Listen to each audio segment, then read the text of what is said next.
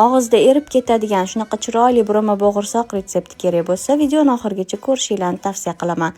Suv, iliq sut va margaritoni 80% margarinini eritib solamiz. Tuz, shakar, dro'ja, keragicha un solib, o'rtacha qattiqlikda xamir qoramiz. Xamirimizni yaxshilab mushlab, tindirishga olib qo'yamiz. Yarim soat tinganidan keyin iloji boricha yupqa qilib yoyamiz. Qanchalik yupqa yoysak, bo'g'irsoqlarimiz qavati chiroyli chiqadi.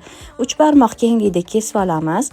Videoda ko'rsatilgandek qilib ochib, orasiga margarin surib, 4 qavat, 5 qavat qilib taxlaymiz.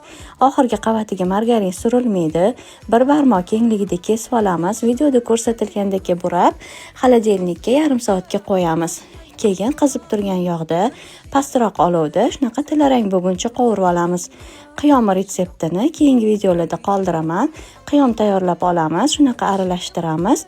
Xohishga ko'ra idishga bezatib, dasturxonga tortamiz. Shunaqangi og'izda eriydigan chiroyli burama bo'g'irsoq bo'ladi. Albatta tayyorlab ko'ringlar.